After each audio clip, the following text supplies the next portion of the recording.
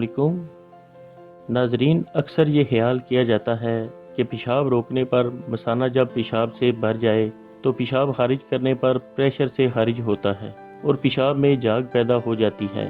لیکن یاد رکھیں، اگر آپ نارمل حالت میں بھی پیشاب کرنے پر پیشاب پر جاگ نوٹ کریں تو یہ کسی مسئلے کی طرف اشارہ ہے، اور ایسی صورت میں آپ کو مندرجہ ذیل اقدامات کی ضرورت ہے۔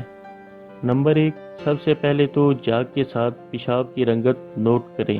اگر پیشاب کا رنگ گاڑھا نظر آ رہا ہے تو اس کا مطلب ہے کہ آپ پانی کم مقدار میں پی رہے ہیں، اور پانی کی کمی خون سے پروٹین فلٹر ہونے پر اثر انداز ہو سکتی ہے، اور پروٹین جب پیشاب میں خارج ہو کر ہوا کے سامنے آتی ہے تو جاگ جیسی شکل اختیار کر لیتی ہے، جو کہ اس کی کیمیائی خاصیت ہے۔ لیکن اگر آپ پانی مناسب مقدار میں پینے کے باوجود پیشاب پر جاگ آنے جیسی علامت دیکھیں تو آگے آپ کو اس مسئلے کے بارے میں بتاتے ہیں۔ نمبر 2، ہمارے خون میں پروٹین کی ایک قسم البومن موجود ہوتی ہے، اور گردے اگر صحت مند حالت میں ہوں تو اس کو پیشاب میں خارج نہیں ہونے دیتے۔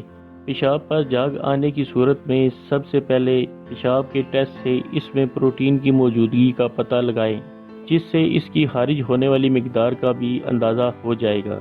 اور اگر جاگ آنے جیسی علامت کے ساتھ ساتھ پیروں، ہاتھوں یا چہرے پر سوزش جیسی علامت بھی پائی جائے تو یہ گردے کی بیماری کی علامت ہو سکتی ہے۔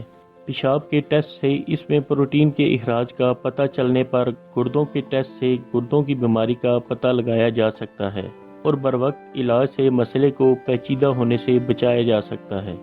نمبر 3، اگر جسم میں شوگر کی مقدار بڑھ جائے تو پیشاب میں پروٹین کا اخراج بھی بڑھ جاتا ہے اور پیشاب پر جاگ جیسی علامت کا سبب بنتا ہے۔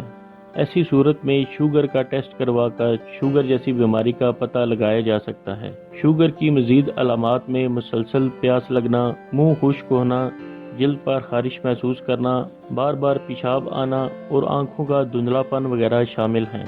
ناظرین، پیشاب پر اکثر جاگ جیسی علامت دیکھنے کی صورت میں پیشاب میں پروٹین کا ٹیسٹ، شوگر ٹیسٹ اور گردوں کا ٹیسٹ کروائیں اور ڈاکٹر سے مشورہ کریں تاکہ بروقت مسئلے کا پتہ لگا کر مزید بڑھنے سے روکا جا سکے۔ امید ہے یہ ویڈیو آپ کے علم میں اضافے کا سبب بنے گی۔ دعاؤں میں یاد رکھیں۔ اگلی ویڈیو کے ساتھ پھر حاضر ہوں گے۔ اللہ حافظ۔